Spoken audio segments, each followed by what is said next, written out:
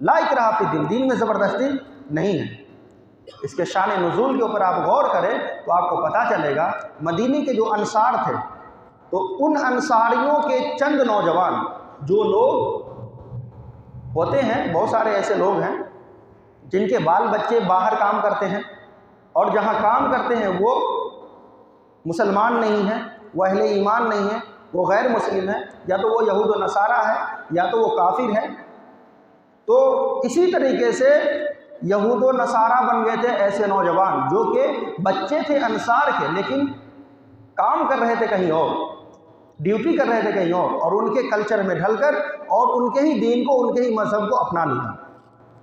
तो जो लोग अब अहले ईमान हो गए, अल्लाह के नबी सल्लल्लाहु अलैहि वसल्लम के ऊपर ईमान ले आए, तो उन्होंने ये सोचा कि हमारी हुकूमत हमारे बच्चों के ऊपर है, तो क्यों ना हम उनको ज़बरदस्ती कलमा पढ़वा दें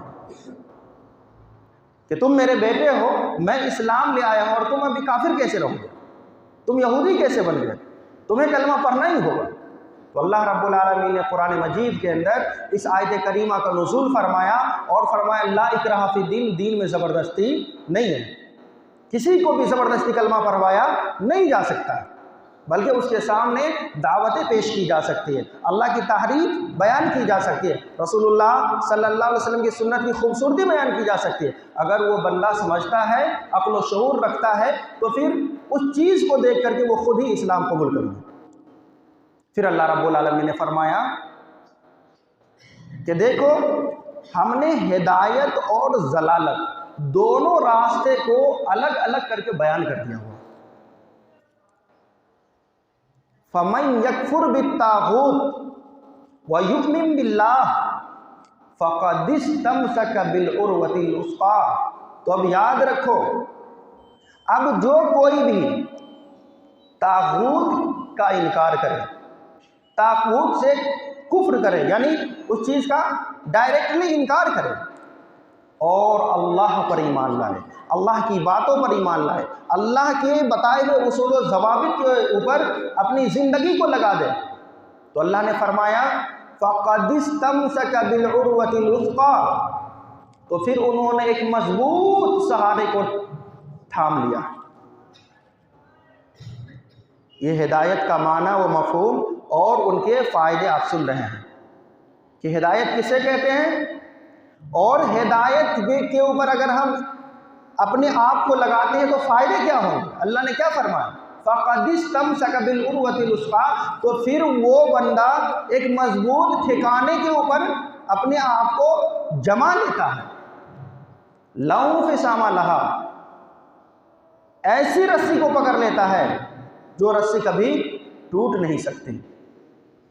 ये गौर करें, ये हिदायत के फ़ायदे हैं कि अगर हम हिदायत याफ्ता होते हैं, अल्लाह के बताए हुए उसूल के मुताबिक अपनी ज़िंदगी को गुजारते हैं, तो सबसे बड़ा फ़ायदा है कि हर आन अल्लाह रब्बुल आलमीन हमारी और आपकी मदद करेगा। कभी भी हमारी किस्मत में ज़िल्लत और रुसवाई नहीं आ सकती, कभी भी। अल्लाह ने क्या फरमाया, फ़क़द इस्तमसक बिल उर्वतिल वुस्क़ा, उसने मजबूत ठिकाने को थाम लिया है, मजबूत रस्सी को थाम लिया है, लहू फ़िसामा लहा, जो कभी भी वो रस्सी टूट ही नहीं सकती। इल्ला ये कि हम हिदायत को पहचानें, इल्ला ये कि हम हिदायत के ऊपर मजबूती से कायम हो जाएं।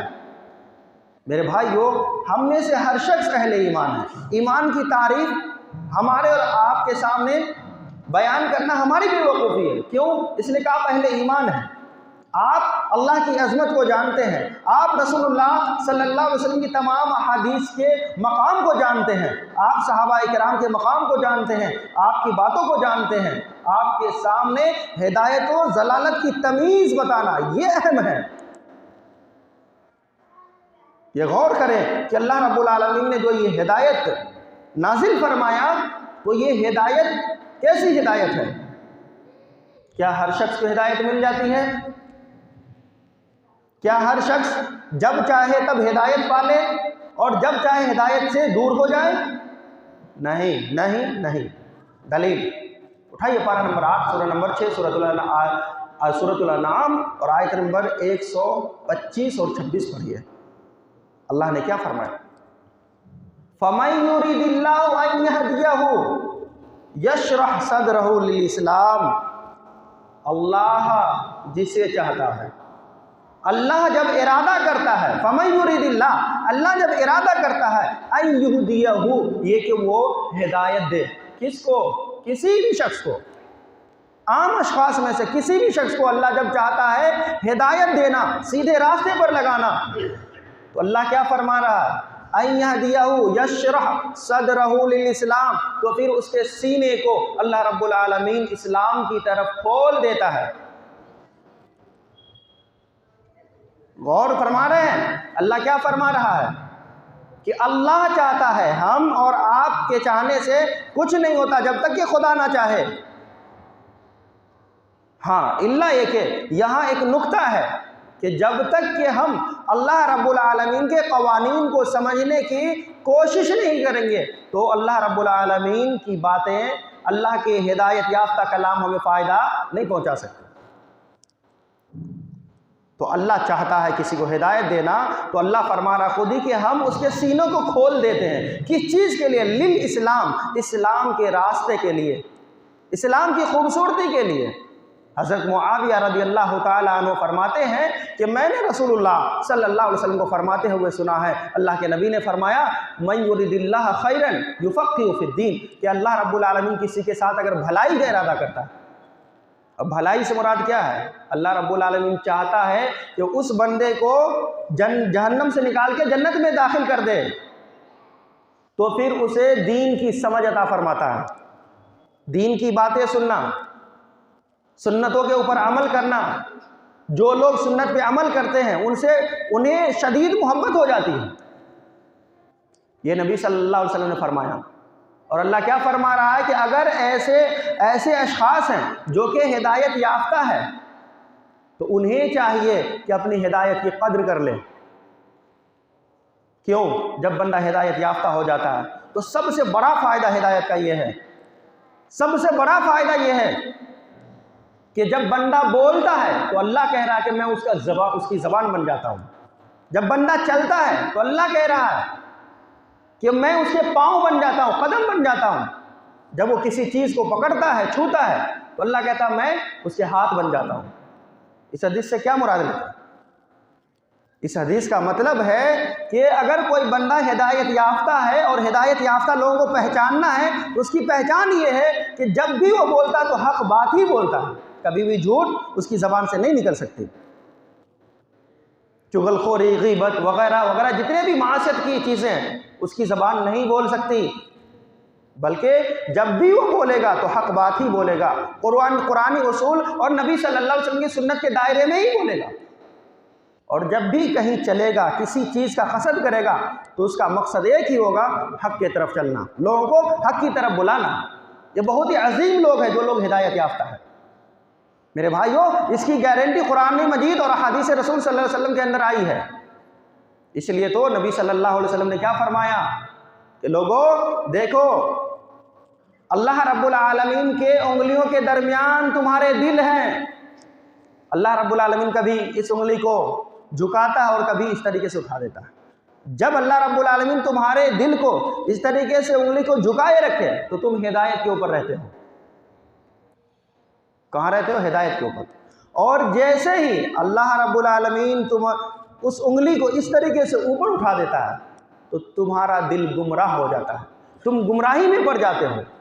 और ये चीज़ें होती कब हैं? जब हम अल्लाह ने जो हिदायत दी है, जो रास्ता बताया है, उस रास्ते की कद्र नहीं करते हैं, उन बातों की कद्र नहीं करते हैं, गुनाहों पे गुनाहें की जाती है तो किए जाते हैं।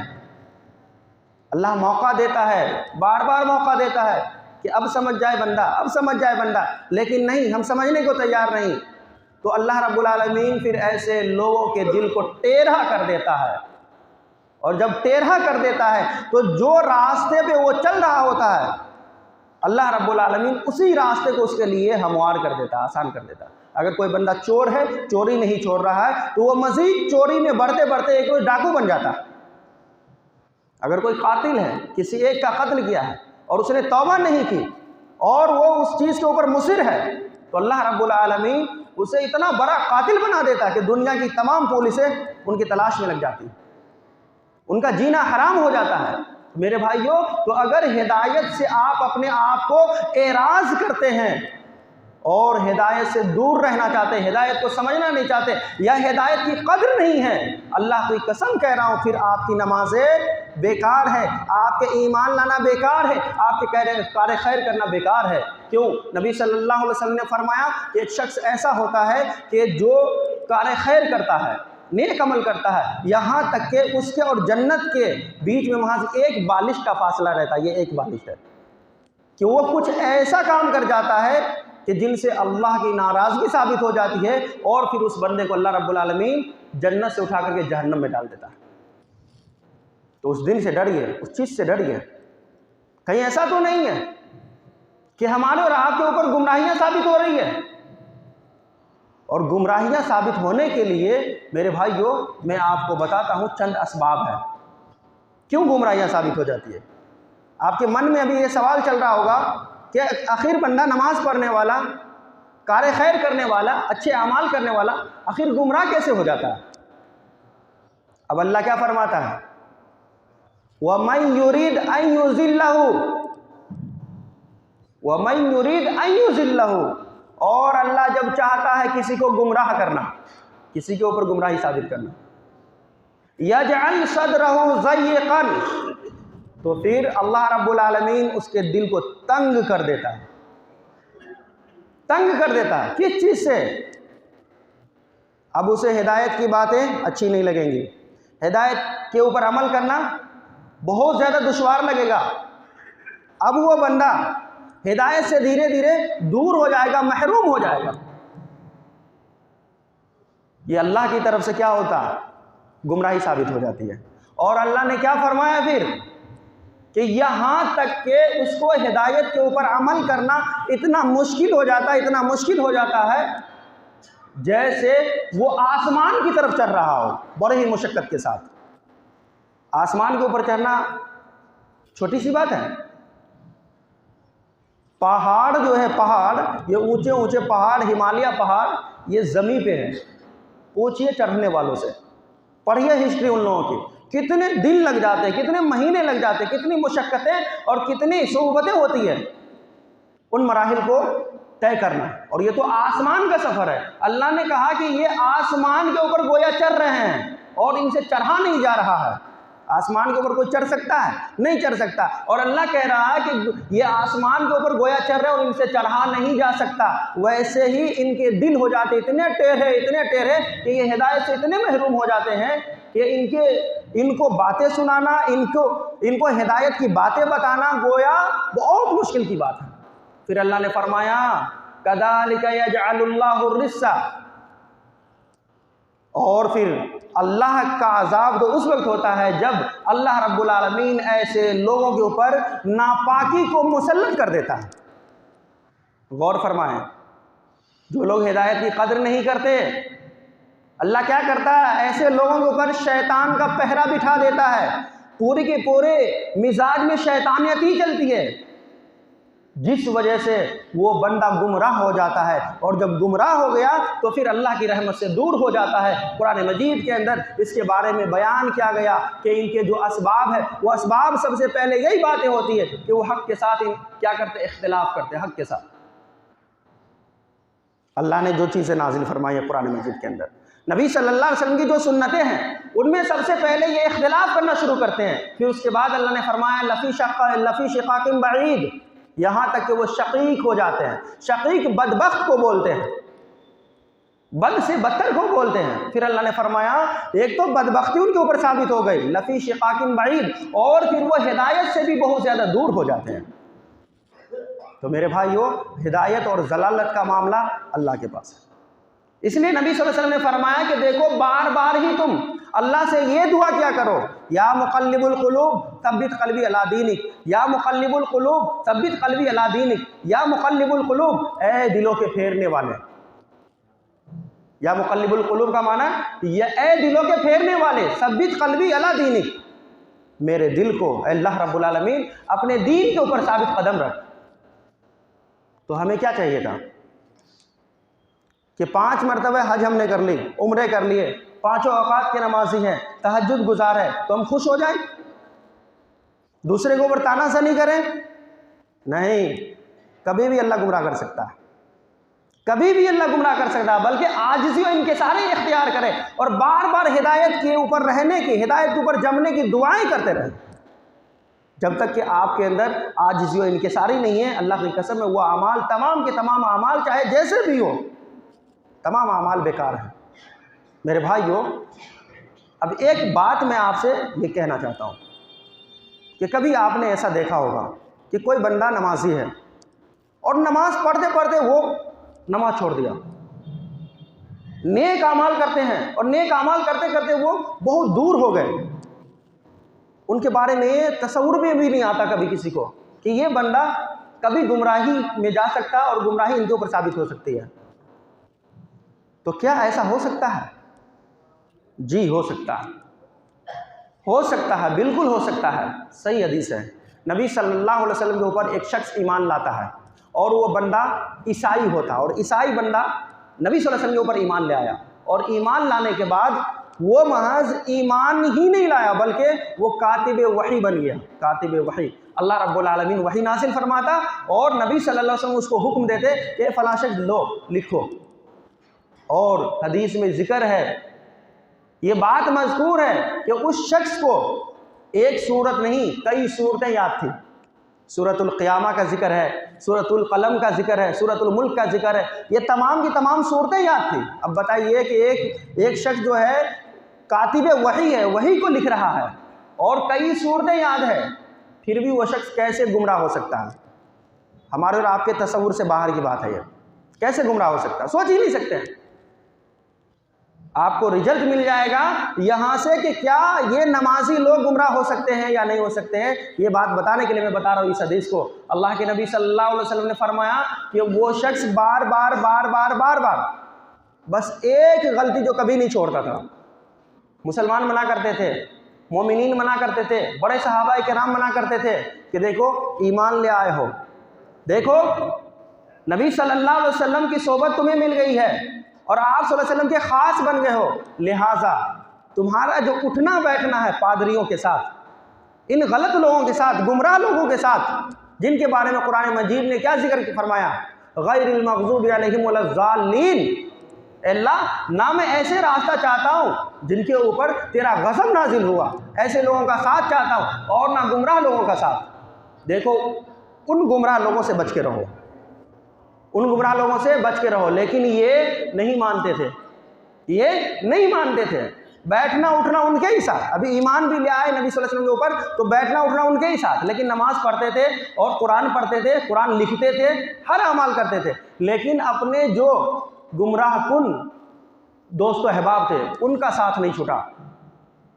तो मालूम हुआ उसका रिजल्ट क्या हुआ? एक वक्त ऐसा आया कि वो नबी सल्लल्लाहु अलैहि वसल्लम के कलमा का इनकार कर दिया, मुर्तद हो गए, काफिर हो गए, वाजिबुल कत्ल हो गए। नबी सल्लल्लाहु अलैहि वसल्लम ने समझाने की बहुत ज़्यादा कोशिशें की, बहुत ज़्यादा कोशिशें की, लेकिन समझ में उनकी बातें नहीं आई। क्यों? इसलिए कि उनका जो गलत दोस्त था वो कोई आम इंसान नहीं, एक मजहब का, एक मसलक का रहनुमा था, रहबर था, और हर वो बातें किया करता था जो नबी सल्लल्लाहु अलैहि वसल्लम को ज़ेब नहीं देता। और याद रखिए नबी सल्लल्लाहु अलैहि वसल्लम ने क्या फरमाया कि हर शख्स अपने दोस्त के दीन पे होता है, हर शख्स अपने दोस्त के दीन पे होता है। अगर दोस्त अगर अच्छा भला इंसान है, मोमिन है, तो वो बंदा भी मोमिन रहेगा, और अगर वो बंदा मुनाफिक है, अगर वो बंदा गुमराह है, तो वो बंदा भी क्या हो जाएगा? गुमराह हो जाएगा। मैं बार बार ही लोगों से कहा करता हूँ कि देखो आप कलमे के मतलब को समझो। ला इलाहा का मतलब ही होता है कि कोई खुदा नहीं है, माबूदाने बातिला का पहले इनकार कर लो, दिल में जिनकी मोहब्बतें हैं उनकी मोहब्बतों को पहले निकालो, फिर अगर कलमा पढ़ते इखलास के साथ इल्लल्लाह, कि अगर कोई माबूदाने हक है तो सिर्फ अल्लाह ताला, तो इस कलमे भी इसका जवाब है। लेकिन मसला ये है कि लोग समझते नहीं, सोसाइटी को देखते हैं, भीड़ को देखते हैं, अपने ज़िद के ऊपर अड़े रहते हैं। और मसला ये हुआ कि जैसे ही वो मुर्तद हुए, अल्लाह रब्बुल आलमीन ने मौत को भी आवाज़ दे दी और वो बंदा क्या होता? मर जाता। जब मर गया तो यहाँ से असल पिक्चर की शुरुआत हो गई। जब मर गया तो वाकई दफनाना उनके यहाँ भी सुन्नत थी, जलाना नहीं दफनाना, तो वो दफना दिए। जैसे ही दफनाए, अल्लाह का करिश्मा ऐसा हुआ कि आज दफनाए और कल किसी ने देखा तो मुर्दा कब्र से बाहर है। ईसाई पादरियों को और मौका मिला नबी सल्लल्लाहु अलैहि वसल्लम के खिलाफ बोलने का, आग भड़काने का, कि देखो ये मुसलमान हो गया था, इसलिए ये मुसलमान लोगों का काम है कि उन्होंने क्या किया, इनको कब्र से बाहर कर दिया। हालांकि नबी सल्लल्लाहु अलैहि वसल्लम और आपके असहाब का कोई गुनाह नहीं था, कोई हाथ नहीं था, मर गया मरदूद, फातिहा नदरूद हो गया। लेकिन मामला क्या हुआ, एक दिन का मामला, दूसरे दिन का मामला हुआ। दूसरे दिन का मामला यह हुआ कि जैसे ही दफन किया, फिर उसके बाद किसी ने देखा वो बंदा बाहर पड़ा हुआ। तीसरे दिन ये फैसला किया गया कि देखो आज जो हम इतनी गहराई में इसको दफना देंगे, इतनी गहराई में कि कोई चाह के भी ना निकाल सके, और बहुत गहराई में उस शख्स को दफना दिया जाता है। तीसरे दिन के बाद चौथा दिन जब आया तो लोगों ने फिर भी उसको भयानक शक्ल में देखा, और ऐसे डरावनी शक्ल थी उनके कि अब वो खुद जो दफनाने वाले हैं, जो उनके खैश अकारीब हैं, उनके जो अपने रिश्तेदारान हैं, वो भी वहाँ जाने से डर रहे हैं और सब छोड़ के भाग गए।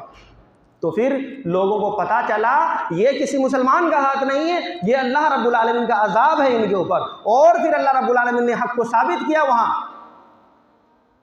कि अगर कोई हक से इनहिराफ करता है, हक से एराज करता है, तो उनका हश्र यही होना चाहिए।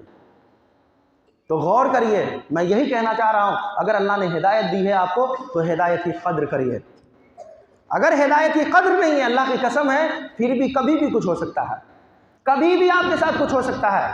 आप सिर्फ सोचते रह जाएंगे कि आज हम कल से नमाज़ें पढ़ेंगे, कल से नेक काम करेंगे, अभी रास्ते में जाएंगे टांग टूट जाएगा, कमर टूट जाएंगे, इसी तरीके से एक्सीडेंट हो जाएगा, कुछ भी हो सकता है। तो अल्लाह ने क्या फरमाया कि देखो हिदायत और जलालत के रास्ते क्या है, बिल्कुल अलग अलग है। दिन और रात बिल्कुल अलग अलग है, तौहीद और शिर्क बिल्कुल अलग अलग है, सुन्नत और बिदअत बहुत ही अलग है। तो हमें चाहिए कि हम अच्छे रास्ते अपनाएं, कुरान मजीद के रास्ते अपनाएं। कुरान मजीद का रास्ता क्या है? कुरान मजीद का रास्ता सूरतुल अनआम में ही बयान फरमाया अल्लाह रब्बुल आलमीन ने। 126 नंबर की आयत है, अल्लाह ने फरमाया वहादा सिरातु रब्बिक, वहादा सिरातु रब्बिक। और ये जो कायदे अल्लाह ने बयान की है कि हिदायत की भी जिम्मेदारी अल्लाह की और जलालत की भी जिम्मेदारी अल्लाह की, तो अल्लाह ने फिर क्या फरमाया, वहादा सिरातु रब्बिक, यही तेरे रब का रास्ता है। कौन सा रास्ता? कि अगर अल्लाह से अगर हिदायत चाहोगे हिदायत मिलेगी, और हिदायत की कद्र नहीं करोगे अल्लाह रब्बुल आलमीन जलील कर देगा, रुसवा कर देगा, गुमराह कर देगा। इसलिए अल्लाह ने फिर फरमाया क़द फ़स्सलनल आयाति लिक़ौमिन यज़क्करून, कि देखो अल्लाह का इतना खोल खोल करके बयान करना इसलिए है ताकि तुम उस कौम, वो कौम, जो कौम जिस कौम के ऊपर कुरान पढ़ा जा रहा है वो कौम हिदायत पा जाए, लिक़ौमिन यज़क्करून, ताकि लोग नसीहत हासिल करने वाले बन जाए। इस आयत करीमा के अंदर एक नुक्ता है कि कुरान उसी के लिए हिदायत याफ्ता किताब है जो लोग कुरान मजीद से नसीहत हासिल करते हैं, जो लोग कुरान से नसीहत हासिल करते हैं। अगर कुरान से नसीहत हासिल नहीं किया जा रहा है, सिर्फ कुरान मज़े लेने के लिए सुन रहे हैं, क़िरात बहुत अच्छी है इमाम साहब की इसलिए हम सुन रहे हैं, या फिर कसमें खाने के लिए कुरान का इस्तेमाल किया जा रहा है, अपनी मफाद परस्ती के लिए कुरान का इस्तेमाल किया जा रहा है, तो एक नहीं लाखों कुरान आप पढ़ लें, हिदायत नहीं मिलेगी। नसीहत हासिल नहीं कर रहे हैं, हिदायत नहीं मिलेगी।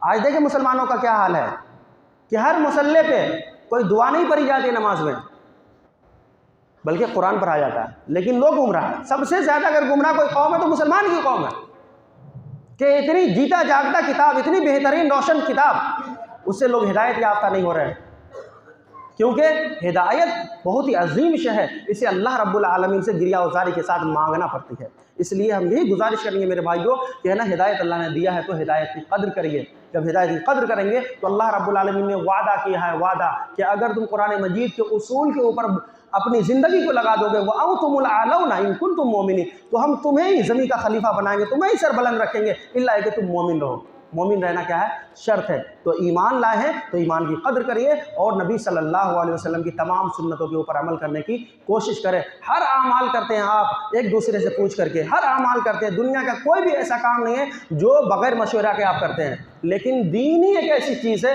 जिसमें आप किसी से नहीं पूछते। आप अपनी मनमर्जी करते हो और जो कहते हैं सब सुन लेते हैं। मेरे भाइयों, सवाल करिए, सवाल करिए। कुरान सवाल सिखाता है, लेकिन जायज़ सवाल होना चाहिए।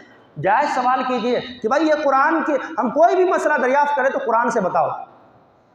किसी भी आलिम के सामने चले जाएं, चाहे वो किसी भी मसलक के हो, तो आप पे सुन्नत से ये फतवा हमको चाहिए, नबी सल्लल्लाहु अलैहि वसल्लम की सही हदीस से चाहिए। और नबी सल्लल्लाहु अलैहि वसल्लम की जब आप हदीस लिखें या वो फतवा दे तो उनको कहिए कि वो बातें भी लिख दो, कहाँ से ये बातें आप लिख रहे हो, किस हदीस में ये हदीस लिखी है या नहीं लिखी है। जब तक कि आप लोगों से ऐसे सवाल नहीं करेंगे, उलमाओं से ऐसे सवाल नहीं करेंगे, तब तक आपको वो गुमराह करते रहेंगे, क्योंकि उनके पेट का धंधा चल रहा है, उनके पेट का धंधा चल रहा है, और कोई भी बंदा अपने पेट पे लात मारना नहीं चाहेगा। तो इसलिए अल्लाह रब्बुल आलमीन ने आपकी आंखों को खोला। अल्लाह ने बार बार कुरान में कहा, अफला ताक़िलून, अकल क्यों नहीं इस्तेमाल करते, अफला तुबसिरून, क्यों नहीं हकीकत को देखते, अफला यस्माऊन, क्यों नहीं हकीकत को सुनते, अफला यज़क्करून, क्यों नहीं हकीकत से तुम नसीहत हासिल करते, अफला ततफक्करून, क्यों नहीं हकीकत के ऊपर गौर व फिक्र करते।